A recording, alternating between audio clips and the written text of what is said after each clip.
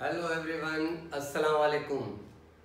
आज हम सीएसएस के लेक्चर नंबर 12वां लेक्चर ये हमारा सीएसएस का है। इसमें हम जो है लिस्ट की फॉर्मेटिंग के बारे में सीखेंगे। एचटीएमएल में हमने सीखा था अनऑर्डर और ऑर्डर लिस्ट। इसमें जो है उसकी फॉर्मेटिंग को करना सीखेंगे। तो चलते हैं, लिस्ट की प्रॉपर्टीज कौन सी होती हैं उनके बारे में आज थोड़ा सा। अब ये एक हमारा लिस्ट है, उसमें मैंने ए की जो है वो क्लास लिखी है यूएल के अंदर, और इस क्लास के अंदर अब लिस्ट के स्टाइल हैं, स्टाइल टाइप होती हैं।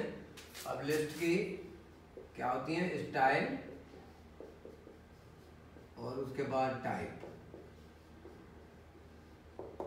ये लिस्ट की स्टाइल टाइप होती हैं। इसमें कौन कौन सी टाइप हम अप्लाई कर सकते हैं? कॉलम दे, और ये है हमारा सबसे पहले सर्किल। सर्किल के बाद जो है हम इसमें स्क्वायर दे सकते हैं, सेमीकोलन, स्क्वायर। और उसके स्क्वायर के बाद हम इसमें जो है अपर रोमन और लोअर अल्फा वगैरह के कोड लिख सकते हैं। यहाँ पे नीचे में लिख देता हूँ, अपर रोमन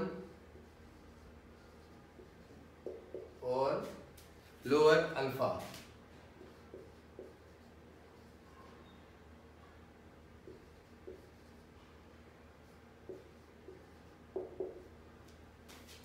अब ये जो है हमारी क्लास ए है। इसके अंदर जो है अनऑर्डर लिस्ट का जो है हमने लिखा है। उसके बाद अनऑर्डर लिस्ट पे इमेज भी हम दे सकते हैं। इमेज कैसे देंगे? List style type. List style type की प्रॉपर्टीज के अंदर, और इस प्रॉपर्टीज के अंदर हम लिखेंगे टाइप की बजाय यहाँ पे लिखेंगे अब इमेज।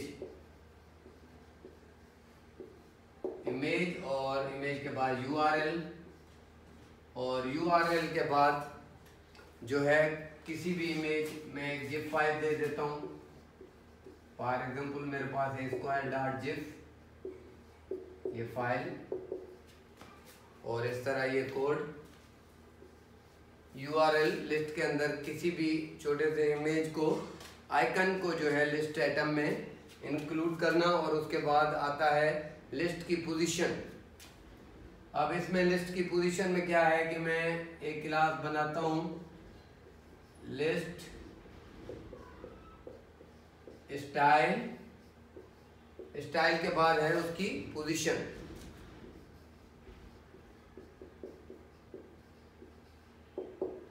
लिस्ट स्टाइल पोजीशन में इसको मैं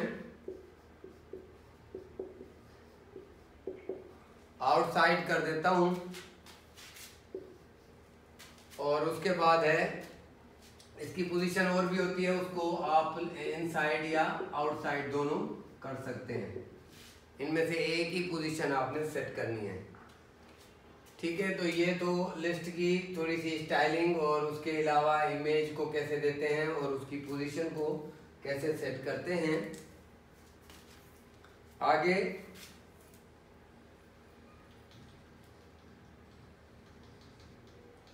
आगे एक मुकम्मल कोड मैं लिखता हूं, और उस कोड के अंदर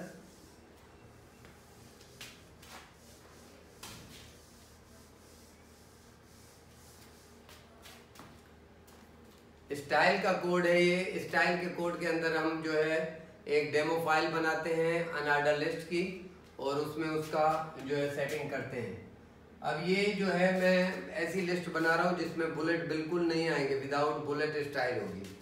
तो स्टाइल के आपको ये तो पता है कि स्टाइल के ही एलिमेंट के अंदर हम जो है सीएसएस का कोड लिखते हैं। यूएल के बाद क्लास हमारी डेमो, और डेमो के बाद लिस्ट स्टाइल टाइप, वही कोड जो पहले मैंने आपको बताया है। List style type. अब ये लिस्ट स्टाइल टाइप में मैं इसको जो है वो कर देता हूँ नन। ये भी एक जो है वैल्यू है, इससे जो है वो जितने स्टाइल होंगे उसकी लिस्ट के वो बिल्कुल ख़त्म हो जाएंगे। और इसके अंदर मैं मार्जिन सेट करता हूँ। मार्जिन जो है वो भी 0 कर देते हैं और उसके बाद इसकी पैडिंग भी 0 कर देते हैं। तो बिल्कुल स्टाइल सारे ख़त्म कर दिया हमने, मार्जिन, पैडिंग और उसके बाद जो है टाइप वगैरह सारा ख़त्म कर दिया। अब इस स्टाइल में आप देखेंगे कि ये कोड आप लिखें तो आपकी जो यूएल की लिस्ट होगी डेमो क्लास के अंदर, वो बिल्कुल ही उसमें कोई स्टाइल नहीं होगा, सिर्फ लिस्ट आएगी, नाम आएंगे, जैसे कोर्स,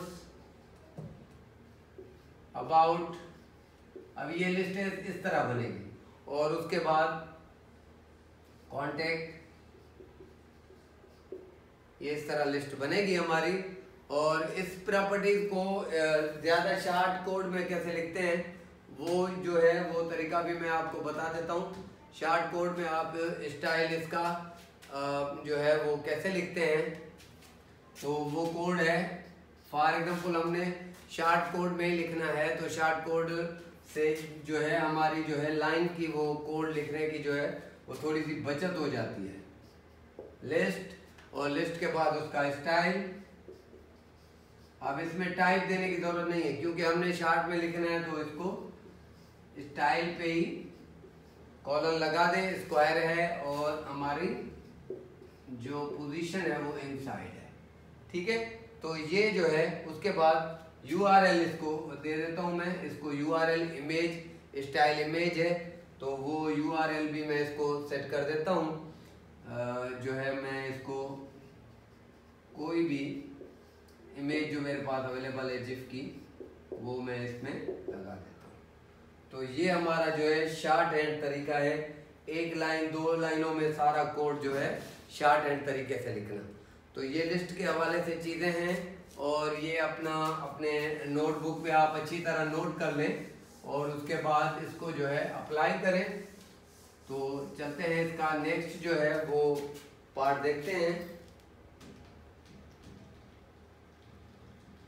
अब इसकी एक मुकम्मल लिस्ट बनाते हैं OL में, कंप्लीट लिस्ट बनाते हैं OL की। पहले हमने बनाई थी उसकी UL अनऑर्डर लिस्ट, इसमें जो है ऑर्डर लिस्ट को बनाते हैं, उसमें बैकग्राउंड कलर, बैकग्राउंड का कलर मैं सेट करता हूं। आप बैकग्राउंड में उसके जो है कुछ भी आप लिख सकते हैं। अच्छा, इसमें कलर दो या बैकग्राउंड लिख दो, कोई एक ही बात होती है। और यहाँ पे मैं हेक्साडेसिमल के अंदर जो है इसका कलर लिख रहा हूँ और उसके बाद पैडिंग जो है 20 पिक्स कर देते हैं, 4 साइड 20 पिक्स हो जाएगी ये। और उसके बाद अनऑर्डर लिस्ट के अंदर ये इसको मैं क्लोज कर देता हूँ और UL को एक कोड लगाते हैं। UL को कोड लगाने के बाद मैं इसको बैकग्राउंड, वो सेम ही कोड है, बैकग्राउंड, और उसके बाद बैकग्राउंड का कलर मैं सेट कर देता हूँ, ये बैकग्राउंड कलर है। और उसके बाद पैडिंग सेम 20 पिक्स,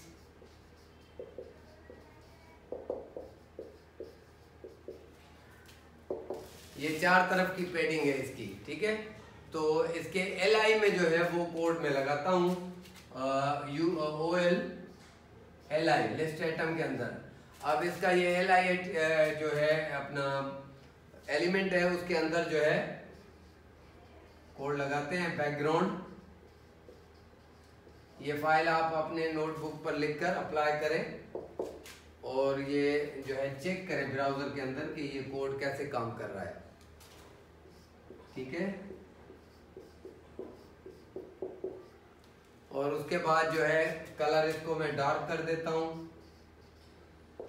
कलर इसका डार्केड हो। और उसके बाद इसको जो है मैं पैडिंग 5 पिक्स कर देता हूँ,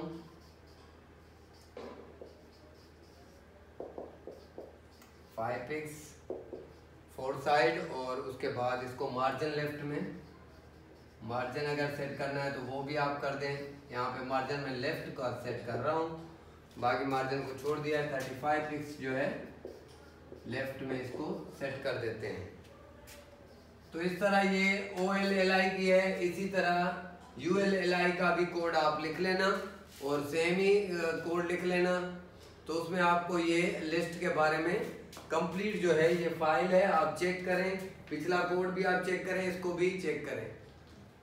तो ये था हमारा आज का लेक्चर जिसमें हमने लिस्ट को, ऑर्डर लिस्ट और अनऑर्डर लिस्ट को फॉर्मेट करना सीखा है, किस तरह उसमें कलर सेट करते हैं या इमेज को लगाते हैं या उसकी पेडिंग है, मार्जिन है, जो भी सेटिंग है उसकी हमने अच्छी तरह कोड में सीखी है। ये कोड अपना नोटबुक पे लिख कर, आप स्क्रीन का कोड आप नोटबुक पर लिख लें और अपना एडिटर में लिखकर ब्राउजर में इसको अच्छी तरह कोड को चेक कर लें कि ये कोड कैसे काम कर रहा है। इंशाल्लाह मिलते हैं अगले लेक्चर में और CSS के बारे में कुछ नया कोड सीखने के लिए।